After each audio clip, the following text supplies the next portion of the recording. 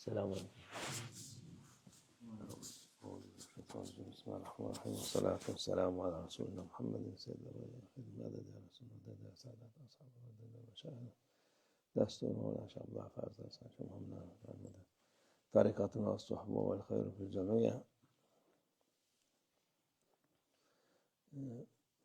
Allah için sevmek, Allah için buğz etmektir.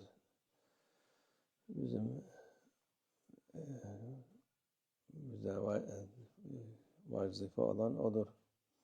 Allah için sevmek, Allah için buğz etmek, Allah için yaşamak, Allah için her türlü şey yapmak, Allah rızası içindir. Onlar için üzülmek lazım. Yapamadığını Allah affeder. Yaptıklarından da tövbe istiğfar eder. Bazı şeyler, şimdiki insanlar hiç lüzumsuz şeyler için üzülüyor, kahroluyor. Bu ne için yapıyorlar? Çünkü Allah Azze ve Celle yolunu bırakmışlar, şeytan yoluna gitmişler. Şeytan yolu hiçbir zaman iyi olmaz, hiçbir zaman fayda vermez. Olabilir, para kazandırır, her türlü imkanı verebilir ama iyilik vermez. Şeytan peşinden giden daima hüsrandadır. İyi görsekse bile hüsrandadır. Şimdi bu adam, bu insan başarılıdır. Ne için? İşte şeytan yolundan gitti diye başarılı olmuş derler. Onun peşinden gider. Ötekisi de onun peşinden gider. Hepsi peşinden gider. Tabii bu yolda hepsi birden başarılı olacak halleri yok. Allah Azze ve Celle'nin yolunu bırakırlar, unuturlar, o yoldan gider. Ondan sonra bir şey oldu mu kahrolurlar. Dünyada bir yol var zannederler, o da başarı yolu, şeytanın yolu diye şey yaparlar. Güzel yolu bırakırlar, yaramaz yola giderler. Allah yolunu bırakırlar, şeytan yoluna giderler. Allah Azze ve Celle her bir insana bir meziyet vermiş. Şimdiki insanlar hepsini bir kalıba koyuyor. O kalıpta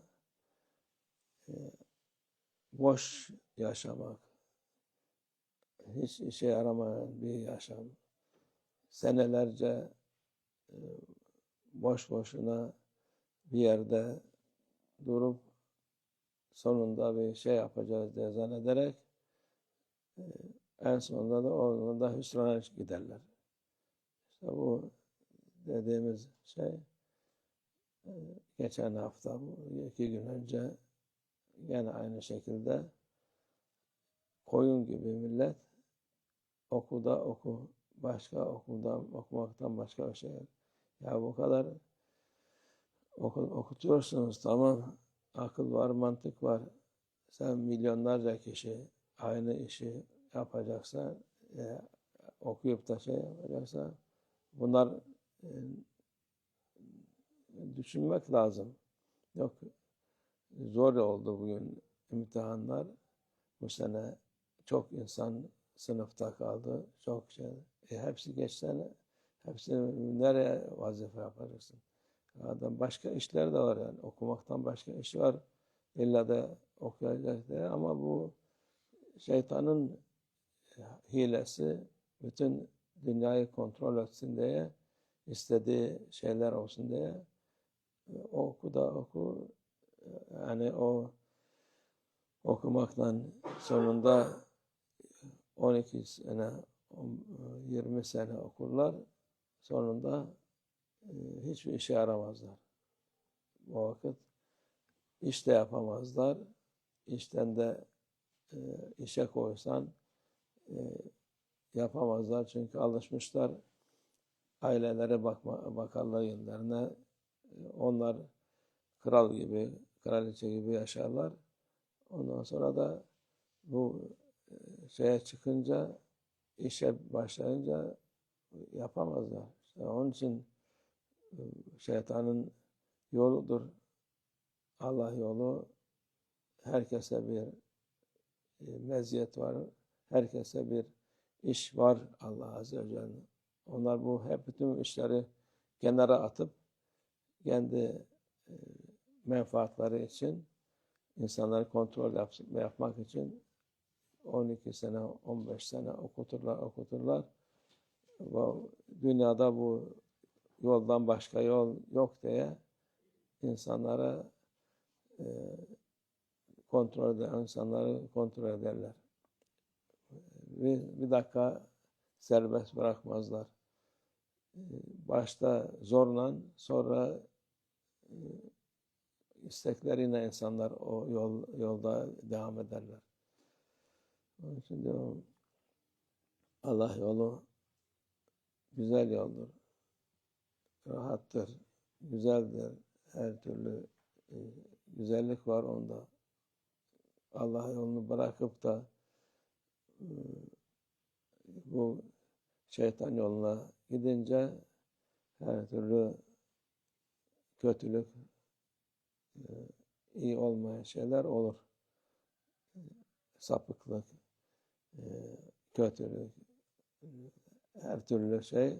Çünkü Allah korkusu vermiyorlar. Hayat korkusu veriyorlar. Maişet korkusu veriyorlar. Maişet ne olacak? Okumasa bu üniversite bitirmeden nasıl olacak? Hükümet de aynı şekilde. Adam diploma olmasa iş vermiyor, iş almıyor. Diplomayı ne yapacak?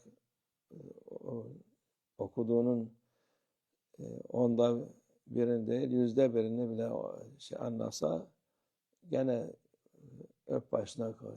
Öylesine geçiriyorlar. Paraları da alıyorlar.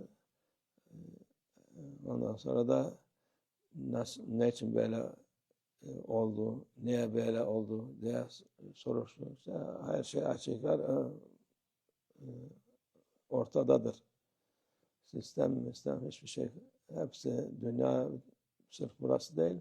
Bütün dünya global dedi. Hepsini tek kalıba koymuşlar. Oradan çıkamazsın. Çıktın mı mahvolursun diye şey yaparlar. Halbuki çıkanlar, okumayanları, o yolda olmayanlar çok daha aklı başında oluyorlar. Mantıklarını, kafalarını, akıllarını kullanıyorlar. Allah muhafaza etsin. Okuyup da edep de kalmıyor, hürmet de kalmıyor, hiçbir şey kalmıyor. Allah yardım etsin. Sahip göndersin bize inşallah. Kurtarsın bizi inşallah. Allah'a tevfik. El Fatiha.